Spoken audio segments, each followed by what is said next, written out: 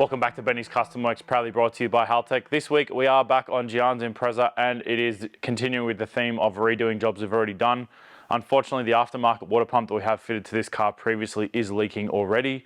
So we do have a genuine Subaru water pump, got a genuine Subaru gasket, and also a genuine Subaru thermostat and O-ring as well. So it's not going to be a big one today, but it is a job that I thought was worth filming because it basically shows you simply how to do the timing belt on a EJ25 single cam Subaru. So let's dive on in and see where it's actually leaking from.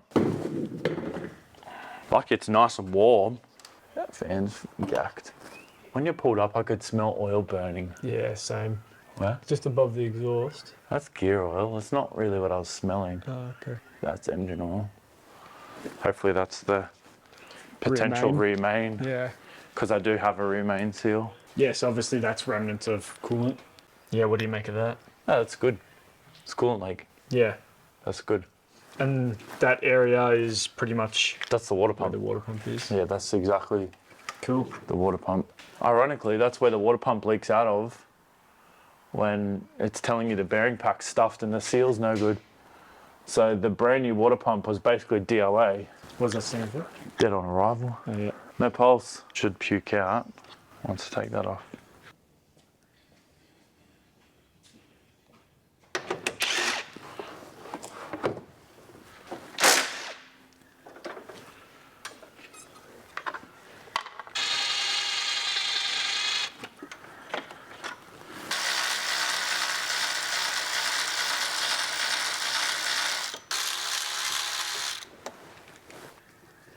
Let's hope the amount of water drained is at least below that height. Surely by now. Otherwise it'll get messy, right? Well, it's going to get messy anyway. Nope. I see. It's just... At least it's nice and warm. Is it like super hot? Yeah, it's pretty hot. Oh dang, it is. Should be. So what's the boiling point of coolant, assuming it's like perfectly 50-50 mix? No idea.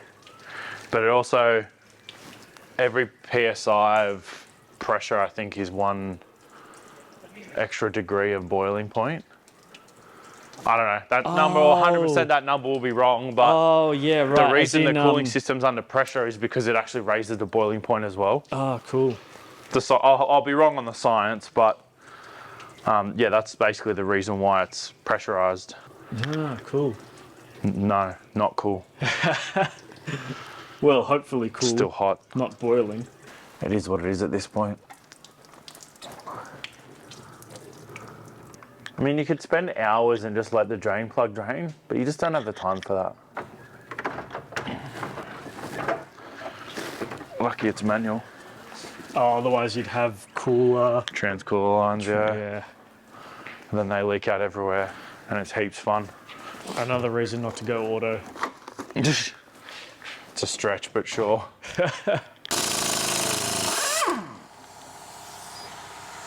Sometimes you just can't beat air. How else would you have done that if it wasn't for the air tool? So you can, the other thing you can do is you sit in the car, put the car in fourth gear and then foot on the brake. And then I can breaker bar it. The other way, which I really don't like, is you can put a breaker bar on the crank and then use the starter motor to kind of be its own rattle gun, but I don't like that. I feel like that can go bad.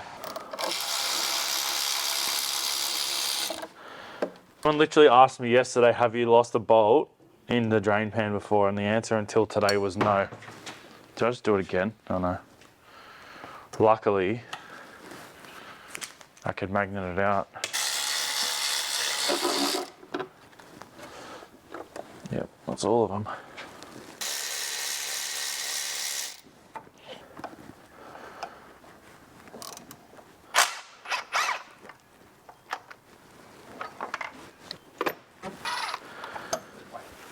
Pretty gibberish.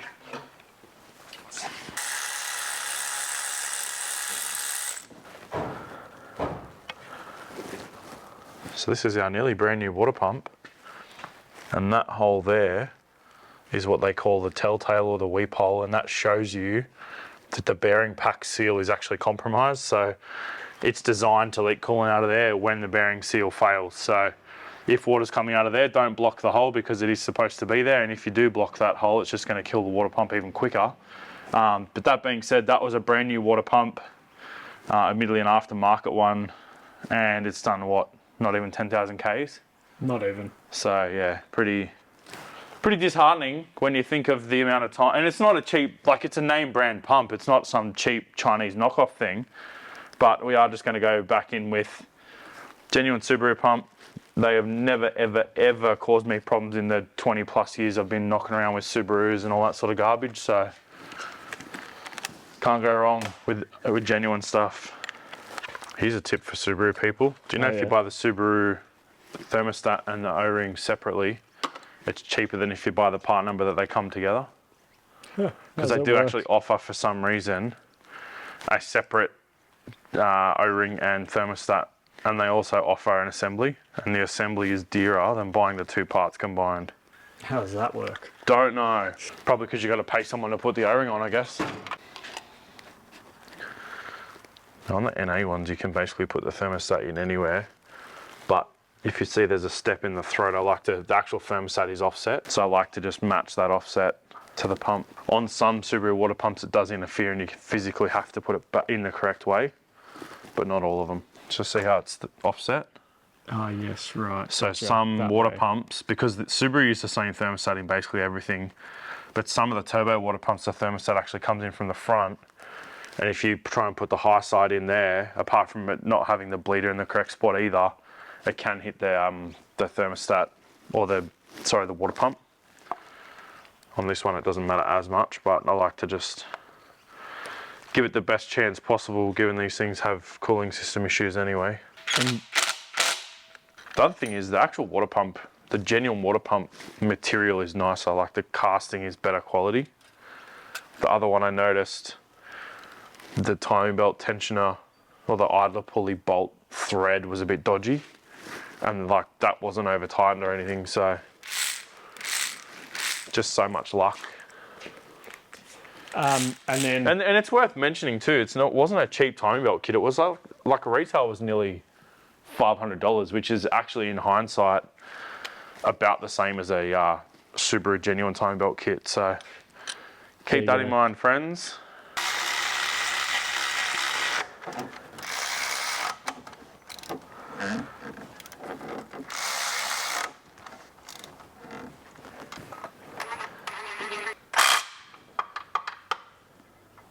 What were you checking then? Just the play on them really. And we've also got the fire extinguisher bit too. Yeah. Can you just hold that there for me, please? Yep. Thanks.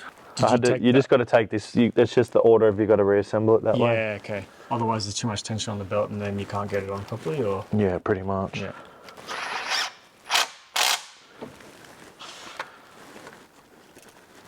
That's weird. Okay, so before, you were saying you line this notch up with the mark on the belt and? Yeah, and the head. Yeah, so there's like basically a seam in the head where you've got the main head casting and the part of the upper valve train plate, basically. Yep. So it's that line there. Yeah. With that, and then there is also a line on the belt when it's new, and I've just redone it with silver pen. Yep. Just so you can see it a bit better for the video. You know the drill. It's not a drill. Click. Pull a pin. For those that missed it last time, this red thing is just like acting as like a bit of a spacer. Yes, they actually come with the time belt kit.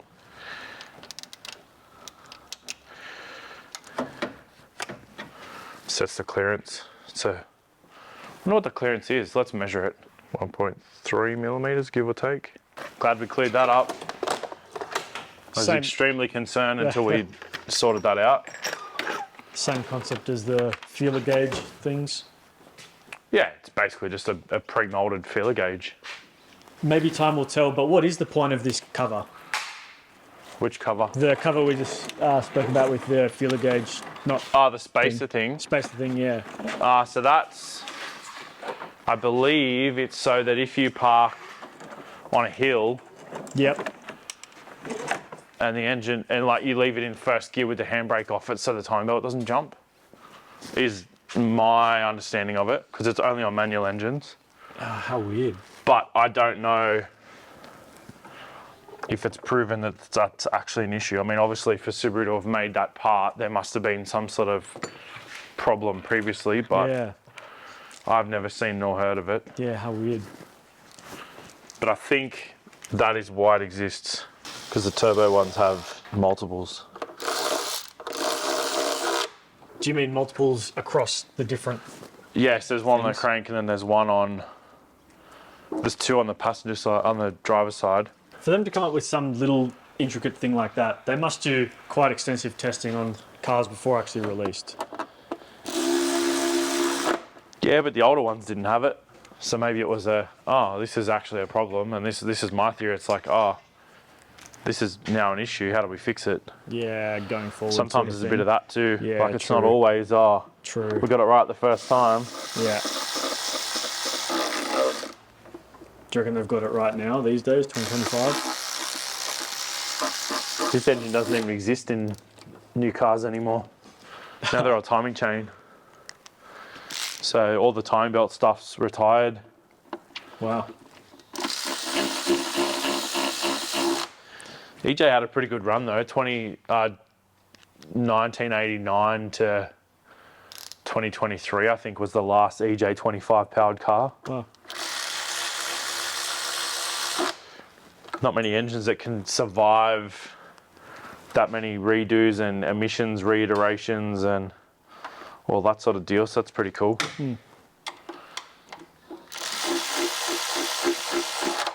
What engine's in modern Subarus? FB engines, I think. FB25, FB20. Facebook 2025 engines? Yeah, basically. The TikTok version's coming out next year. If you press the brake pedal and the accelerator at the same time at over 60 k's an hour, it takes a selfie. It doesn't do it. I like I had to give the disclaimer. Someone will try it and then they'll sue us.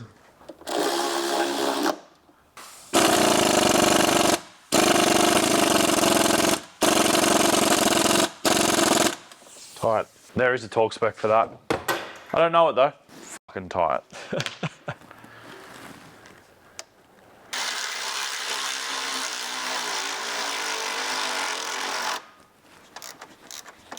Did you get your aircon gassed yet? Nope. Of course you haven't. Been soaking in the heat. That's too tight. Did you tell by the tone? Yeah. Well, if you go too tight, it'll kill the idler bearings quick. Oh, yeah. And on, say, something like an alternator or a power steering pump, it'll do the same deal. It'll knock the bearings out of it, and then you're in for an expensive time.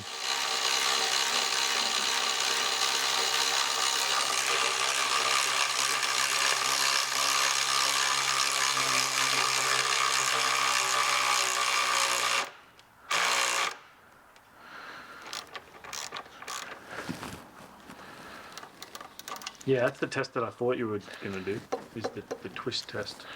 I did both.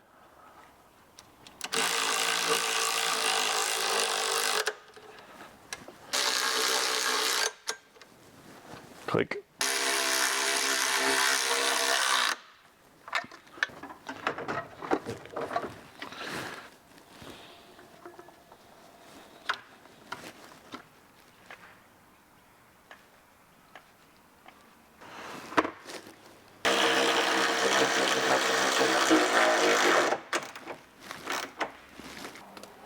Don't forget to plug your fans in, friends.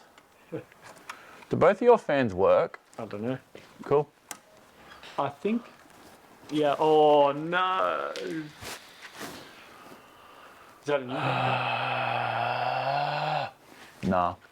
I mean, it's not really a dedicated work jumper either. I still can't believe that water pump just carked it straight away.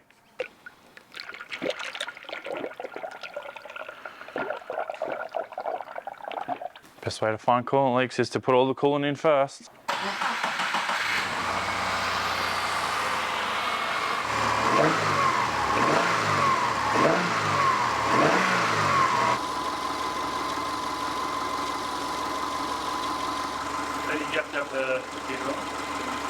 Not Subaru. Most Subarus use what they call a blend door, so it means the heater core is full flow. There's water always running through it, and there's actually a door or a panel that blocks the airflow going through the heater core rather than the coolant flow. So on Subarus, you don't actually need to open the heater tap because there isn't one. But most, if not all Toyotas, even nearly current model stuff, I would recommend to set the temperature all the way as hot as possible because they do actually run a heater tap. So bleeding cooling systems sometimes requires the heater tap to be open. So it does require a level of familiarity with cars. I mean, it's not going to hurt if you do put a Subaru on hot, but it's just not going to do anything. So I guess by your theory, yeah, if you're not familiar, just put everything on hot and then you can't really go wrong. So we're starting to get a bit of steam off the funnel bucket. Yep. So we're starting to get to temp now. And in the next probably minute or so, the fan should kick in because the top radiator hose is to the point where you can barely touch it. So you know that you're starting to get some coolant flow. There we go. So you go one fan cycle or two? Two. I always like two. So not really getting much air when I squeeze the hose now. There's still coolant flow, which something's going to come out when you make the hose smaller, but it's predominantly coolant, not air now. So we're on the right track. And the fact that the fans have come on and then gone off again is always a good sign with the Subaru. If the fans come on and then don't go off, it means you've got air trapped somewhere in the top of the block. And if you leave it running too long, typically they boil over. So yeah, if the fans are running, turn it off and let it to sit for a bit. You can squeeze the hose. Some of these have a bleed fitting on the heater hose. So some of the earlier Foresters in the SG era, the non-turbo one specifically, they have a fitting on the back of one of the heater hoses, and you actually got to pull a plug out. It almost looks like a radiator drain plug, so that helps you get air out as well. So if you are having trouble with some Subarus, especially like I said, Forester, that can be a place to check as well. Fans running again, second cycle. There's no real bubbling in the funnel bucket, so that's a good sign. Do both fans have to come on and run? What's the secondary fan name? They should both be on. Okay. Yeah, maybe only the one works then. Maybe. Bloop, bloop, bloop, bloop, bloop. There we go. What's the bloop? I normally just bloops a bit through the funnel bucket. If there's any trap there, sometimes it comes out when the engine stops running. So in that case, did it? A little bit. It's pretty normal. Job done. Thank you. No workers. Love doing jobs twice. Pretty easy one today. Just changed the water pump over and you guys basically saw how to do a single cam timing belt. It is a short episode today just because that's all we had on for this week. Do have a new project car coming to the channel early 2026. It is currently in another country. I think I have already mentioned before, it's V8 and it's rear wheel drive and it's got 2 doors and it's already right hand drive and the speedo is in miles and kilometers. So all the tinfoil hat cats can try and work out what it is and let me know in the comments. Lol. But nah, really enjoy putting these videos together. I know they're not always super exciting. We do some integrations as well. That does help cover costs of keeping the channel running. I know some people don't like that, but it's just a fact of business these days that it's hard to come by money these days. So yeah, when brands jump on and want to collab, more often than not, we do knock them back. We probably have 95% knockback rate on companies that come to us that want to collab. But when it is something relevant, we feel like we need, or we can add it to the channel. So we do appreciate you guys supporting and also supporting those partners that we collaborate with. Thanks for watching, guys. We'll see you next time.